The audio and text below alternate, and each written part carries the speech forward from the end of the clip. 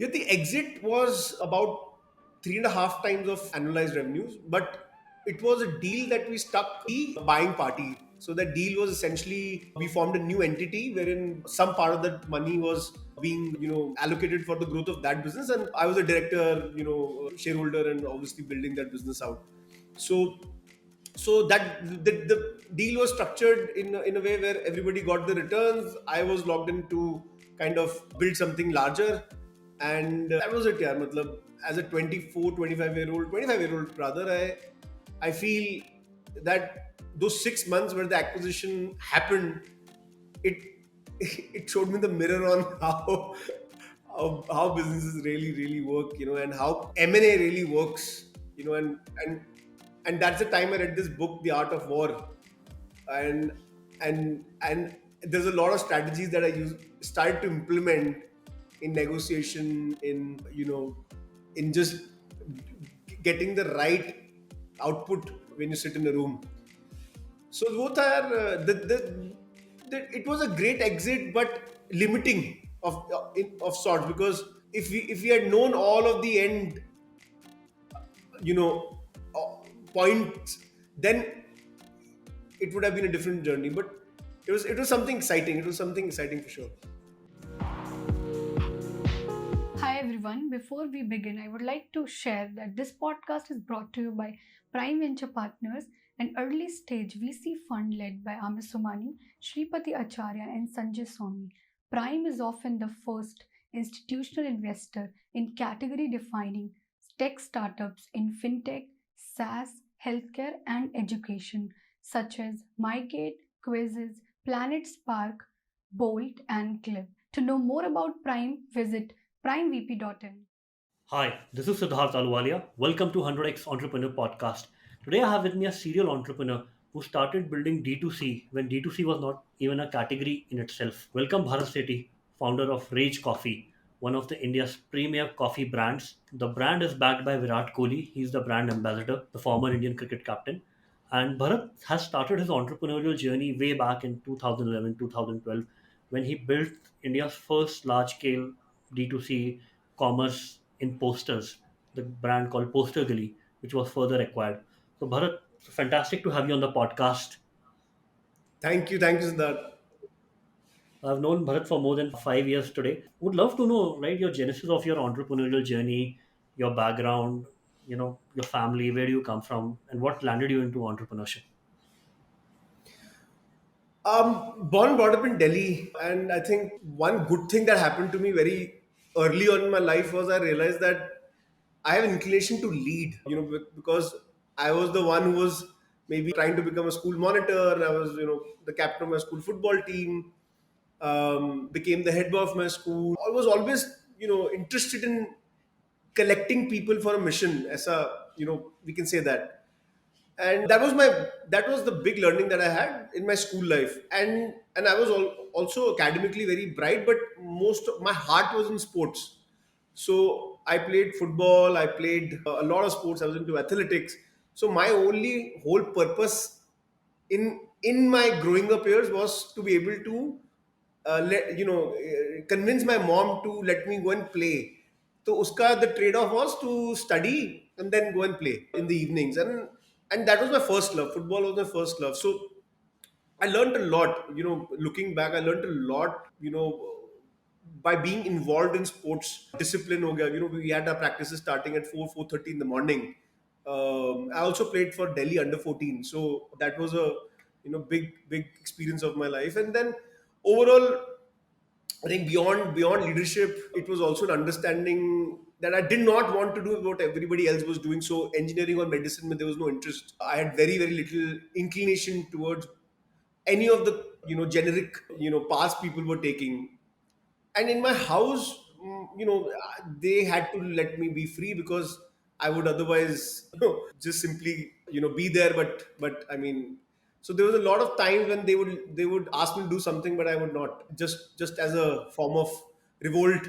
So they realized there ki they should let me be and let me kind of take chart my own path. And I come from a business family.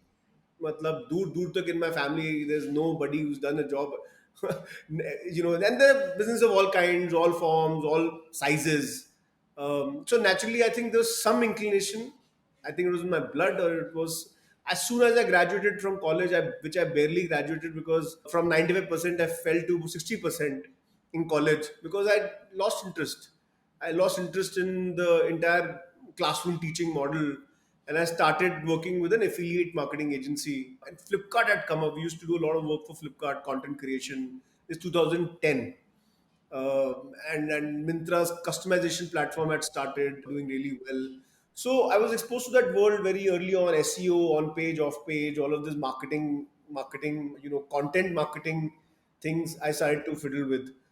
So this was my journey, and I tried to work after college. I worked in a large corporation for about 4 days. 4 दिन में मेरे को छोड़ना पड़ेगा because I could not just feel myself there.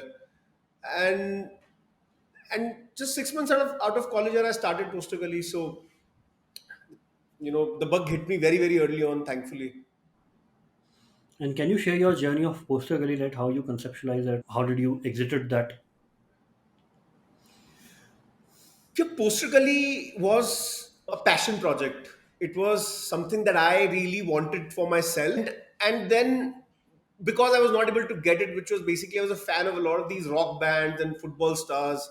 And I always thought, why do we not have something like this, in India? And I could actually not buy it anywhere in the country, not just in Delhi or in the metros. And just the idea that you could the first disruption was obviously the power of internet, the power of being able to sell something online, because the entire arts business or the merchandise business is very limiting if you're just having 15 SKUs in a shop, or 100 SKUs in a shop, because the idea is to have a variety, and that's how you get repeats in that business.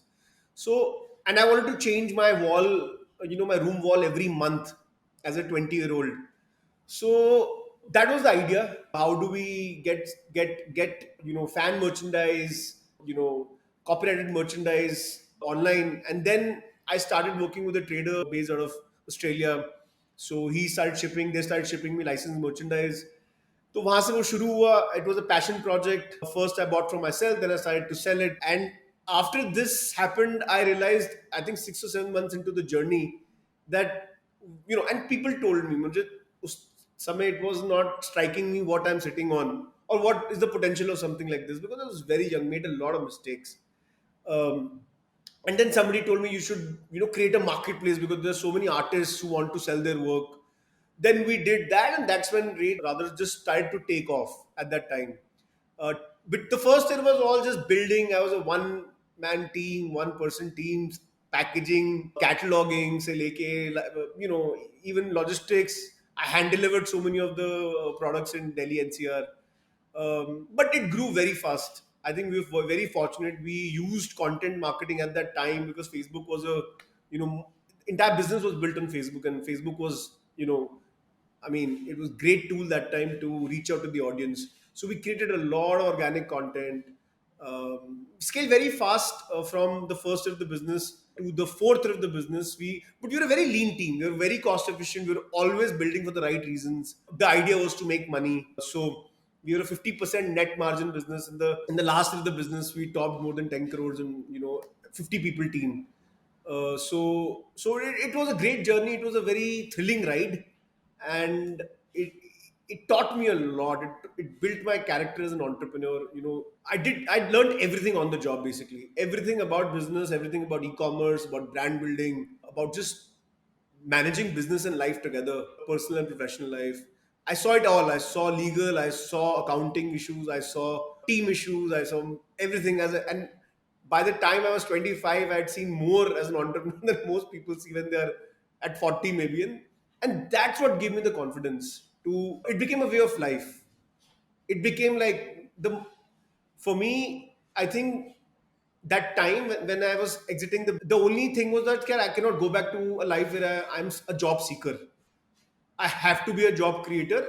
And how do I create? And I was very, very impressed by some people who were around me building 100 people company, 200 people company. I was thinking, यार यार ये करना है एक दिन. I want to build large teams and I want to mobilize large amounts of people for a certain cause or a certain mission.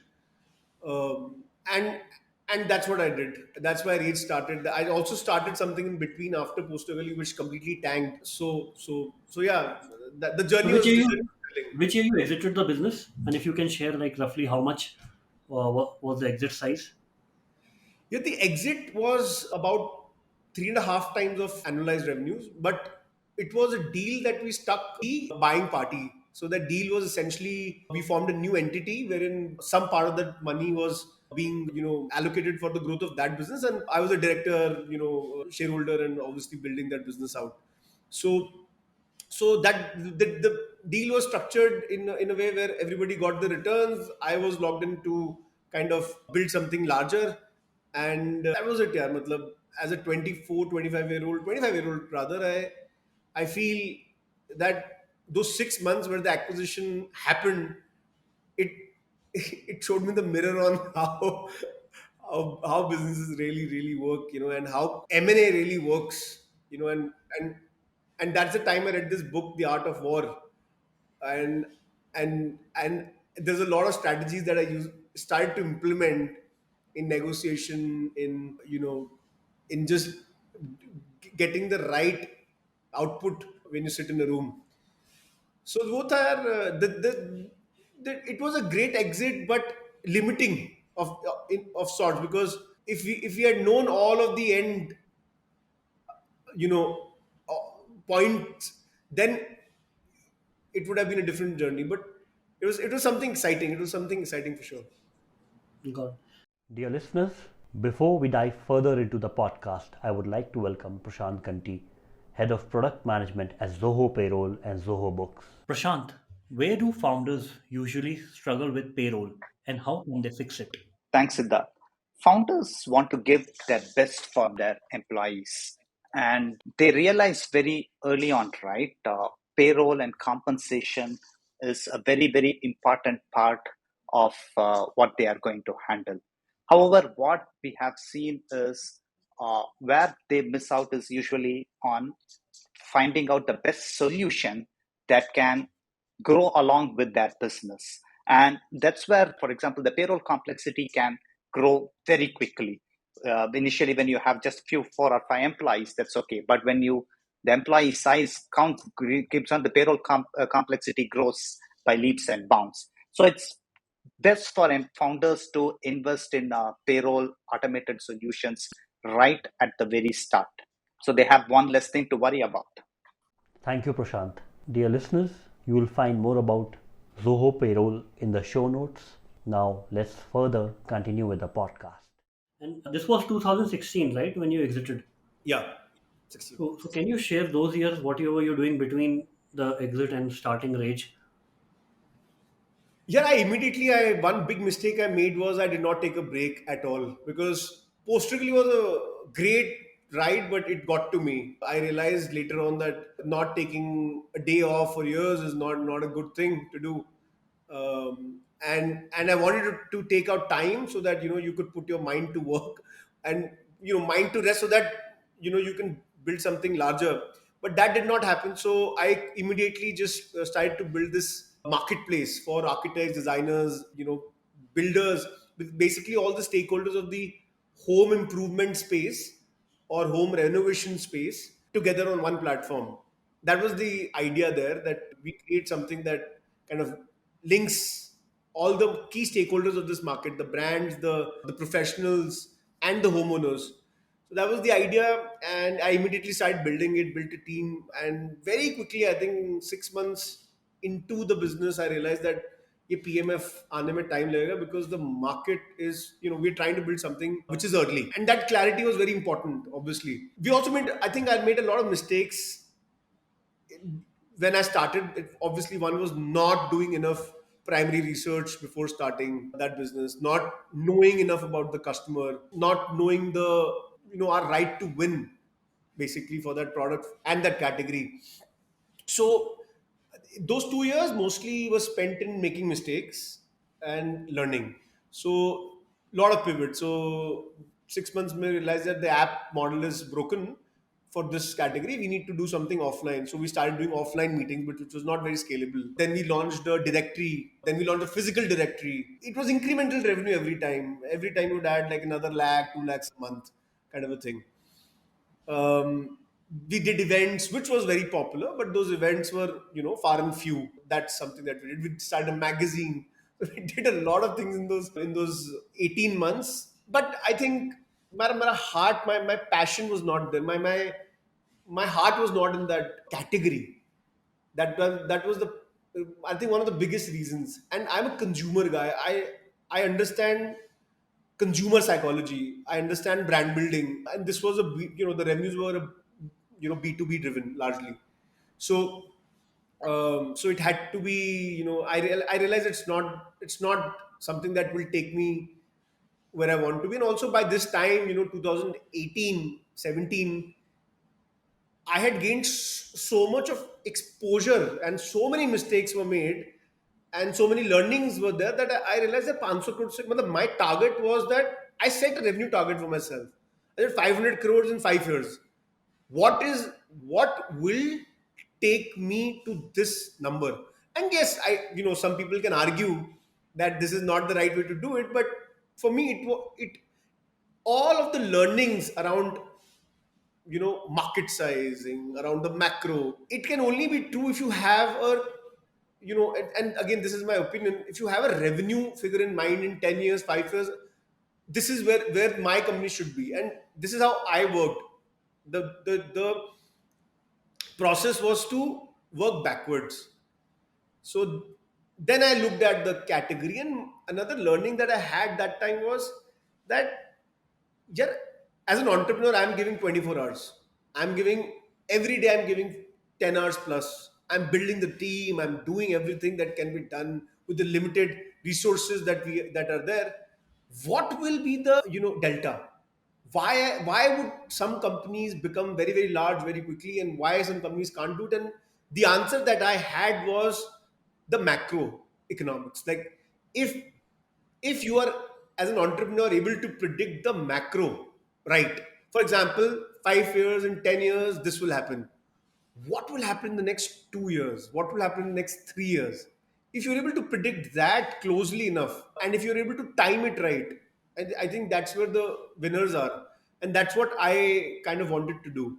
So so this was the journey before rage started. And it taught me everything not to do. Like, PosterGully was mostly what to do, how to aggressively, how to hustle. But this was like, it really mellowed me. It made me like think like, actually, you can do everything but not get it right also. So you realize that this is not your circle of competence, right? Yeah. And your heart lies in building brand, doing commerce, reaching directly to customers. And this was something that, and so you exited the business in 2018, I believe. Yeah, it was just a share swap that we did. Got it. Got it. And how, what was the time that you spent on conceptualizing Rage Coffee, and how did you finalize on that this is the brand and this is the category that I want to build in? So yeah, I in 2017 I got married, Hmm. and that changed a lot also for me, because when you have a family to feed and you have the pressures of a family, your risk taking appetite goes down. Number one, but I also know that this is the only thing I know. I only know how to build. Right, I am the creator, but creation will need time, will need failures, will need money. First of all, will need that efforts. So I told myself and my family that, give me 3 years. I need 3 years. Without 3 years, I will not. Like, 3 years is the minimum that I would need, to build something of substantial scale, that I am happy and everybody is happy around me, and where all of my punts are going to be proven. So the thinking was 3 years. First year, second year, third year, this needs to be done. And 2018 January is when I started building. And the idea was, I used to maintain this green notebook, and by the end, I think I still go back to that book many times, when I want to relive those moments where I started making a very scientific model on how I want to approach the category. So there were the mega trends I wanted to go after. Health and wellness was one mega trend. Direct to consumer was one mega trend. Grocery was highly underpenetrated, and FMCG overall, I think, as a category is something that had to grow. It's the largest consumption basket of the country. It had to grow, but it was underpenetrated online. So the big bet was that it will also go into double digits in 5 years. The share of market. Okay? So those were the some mega trends. And then obviously I wanted to यार कितना learnings था कि repeats होने चाहिए. So without a good repeats business, without a with and returns नहीं होने चाहिए. So food came about that, consumables came about that, and I took a lot of understanding from mature markets like US and China. So it was a very pragmatic, very primary research driven approach. I also made it a point to travel a lot during that time. So I traveled to almost 5 countries in that one, and I started kind of taking notes from all people, including roasters, suppliers, manufacturers. So sometimes I tell my wife now that in that green book, every category that I mentioned and deep dive into is now either very well funded as a category or have already broken kind of all the myths. Supplements was one big category, vitamins, apparel, this thing, innerwear was one category that I really, really wanted to go after. So ऐसे बहुत सारे थे, but then coffee happened because it was my passion. Coffee became a topic of interest for me, and then the market opportunity was very visible because of the approach that we take. People look here, coffee is so competitive. Everybody tells me like the first thing is, but if you deep dive into the category, not now, 4 years back, if you deep dive into the category, 70% market share was with two players who were not innovating at all. 75% of the market was with South India, whereas the cafe business was growing in North.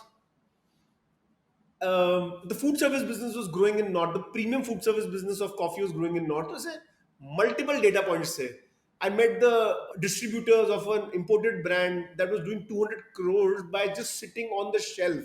That brand is actually sold in European luxury supermarkets. That was sitting on a kirana store shelf and selling.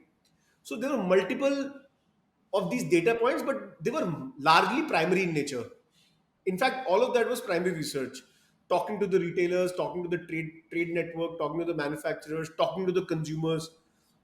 And then when I deep dive into it, I realized this is a gold mine. This is what I need to go up. And then we started building the product. So this entire process was a year-long process. I also went against the norms of the market. So be it the branding side, be it the marketing, black and purple kind of branding never existed. The name, the manufacturing, yeah, matlab, we reimagined the entire supply chain of instant because everybody was using really low grade beans to make coffee instant. We decided to go with something that was high quality. We wanted to, we went with the entire functionality aspect because our goal became that we want to, because again, during this time, my learning was there is no novelty in complicating coffee. Like this batch, this roast level, this even connoisseurs and aficionados of coffee don't get coffee in India. So how do you upgrade an average consumer of coffee by appealing to their two aspects? One is the sensories, the taste and the aroma. The second is the caffeine kick. Our discovery was that Gen Z and millennials who are going to spend on coffee consumption, they want a caffeine kick. That's why they're paying you that 150 bucks, 100 bucks. Uske bina, no point. So then we went ahead and changed that. So there were many things. Manufacturing, like we were not able to find manufacturers for the product we wanted to build. So we built machinery for it. We built custom machinery for it at small scale only at that time, but still. So ye bhi, everybody told us. In fact, insiders in the market used to tell us that this is never going to work. Obviously, once you scale, how will this was a 2.5 kg batch machine. So very small setup, customized for us. But we did scale that because we put 4 5 of them and then we got the output from it. And then we scaled, obviously, then we made a bigger hopper and everything was sorted. But हाँ यार, मतलब, there were many of these things which were like at every point there was a decision to make. Every day there was a decision to make here because this has never been done before. What's the right what's the right path, what's the right, yeah, should we take the blue pill or the red pill every day? And can you share some milestones in your journey? Like, for example, one kind of milestone can be in 2018, you did this much of annualized sale, 2019, 20, 21, and right now in 22. So, how has that grown over the years? So here I will give you some context on the scale of the, won't be able to share the revenue numbers exactly, but I'll give you a ballpark so everybody has context. And also some KPIs on the business, right? So first year of the business, there were 5 people, and we closed the business at about a crore of net sales. And this is the 12 month. This is not the F5 this number. Um, we so for at the end of the second year of the business. So the first year of the business, not selling commercially, was all building the product. Ran out of money, had to launch it in January 2019, had planned to do it in June because the product packaging was not there, but we had to launch it. So January 2019, December 2020, fully bootstrapped. So far, not even no. We raised 15 lakhs from one angel investor, and till now we were at about 10 people or so. I was the one marketing, I was the one doing the tech, I was the one doing the branding, and we had people in operations in the machine operators and all. We used to operate out of 2500 square feet space, 3000 square feet space, so it was very small. So today we are about 250 people, and this 3.5 years selling commercially. With 250 people, we have about 40,000 square feet now. 25,000 square feet is the our unit, our manufacturing unit, blending unit. Then we have an additional 15,000 square feet, which is storage and corporate office. Um, we are on track this year to achieve 100 crores in sales. We have grown at 500% since we started. So this is the fourth financial year of the business, and we've grown at 500%. We have raised venture capital as well in between, um, from Six Sense Ventures, from Nine Unicorns, from Refix Capital. Um, so yeah, yeah. This is the current scale of the business. We are also now present from somewhere in Ladakh to somewhere in Dimapur to somewhere in Kanyakumari, in Kolam, in Kochi to somewhere in Raj. Retailers can get our stock next day. We have about 120 distributors. We're adding about 2 to 3 distributors every week right now. Actually, more than that, 4 to 5 distributors a week right now. We have 4 CFAs, 15 super stockists. This by the end of this month, we'll be at about 150 distributors or so. So this is the current scale, present in about 3,500 outlets, available everywhere online, available in UK, GCC, US. Still building blocks there, but we're available. Thank you so much, Bharat. It's been a very interesting journey of yours, seeing it from your eyes, how to build the omni-channel brand, right? And what are the first principles that you shared, how to build an omni-channel brand, how to think about going after brand building, how to think about customer love, differentiation in product, right? Thanks a lot.